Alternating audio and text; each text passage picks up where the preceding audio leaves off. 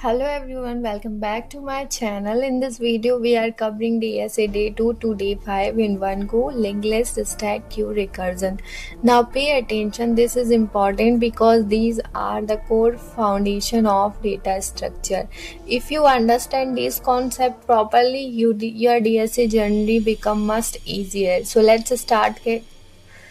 Let's start with linked list. In an array, data is stored in continuous memory locations, but in real world scenarios, memory is not always continuous. So linked list solve this problem. In a linked list, data is stored in different memory locations. Each element is called a node, and each node has two parts: data next pointer, which store the address of the next node. So basically, nodes are connected like a chain.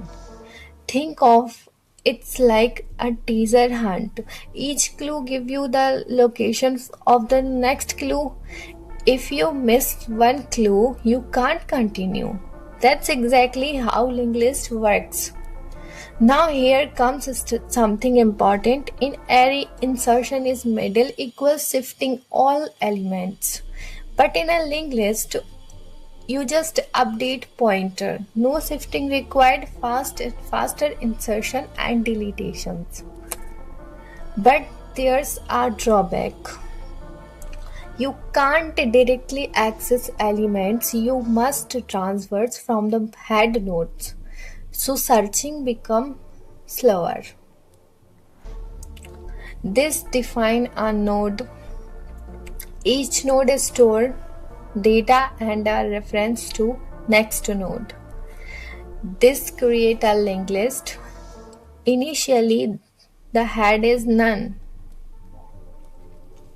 Here we create element at the beginning. First we create a new node, then we link it to the previous head and update the head. This function transfers the list. It prints each node step by step. This will print 30, 20, 10, none. Alright, linked list clear. Now let's move to stack. Stack follow a simple rule, LIFO, last in first out. Think of a stack of plates. The last plate you replace is the first one you remove. Stack has three main operations: push, pop, peek. Push, add element; pop, remove element; peek, check top element. Everything happens at the top. We use a list to represent a stack. These lines push element into the stack. Stack becomes 10, 20, 30. Pop, remove the last element, so 30 will be removed. This show the top element, which is now 20. So far so good. Now let's move to queue. Queue follow FIFO, first in first out. Think of a line of a ticket counter. The first person in line is the first one to leave. And queue add element, DQ remove elements, front check the first element.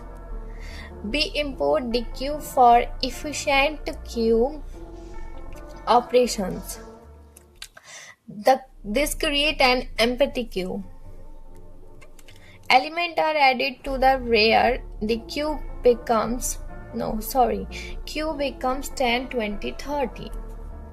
This removes the first element, so far 10 is removed. This show the front element, which is now 20. Now comes the most interesting part, recursion.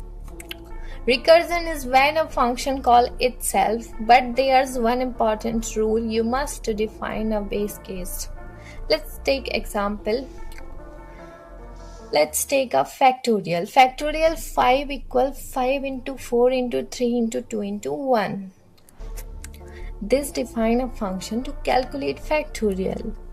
This is the base case. When n become 1, recursion stop. This is the recursive step. The function call itself with n minus 1 that returns 120.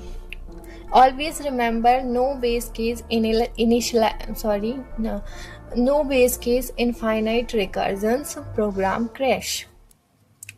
Let's quick revise. Linked list, flexible, no shifting. Stack, LIFO, queue, FIFO, recursion function calling itself. Now if you understand these, your DSA foundation become strong.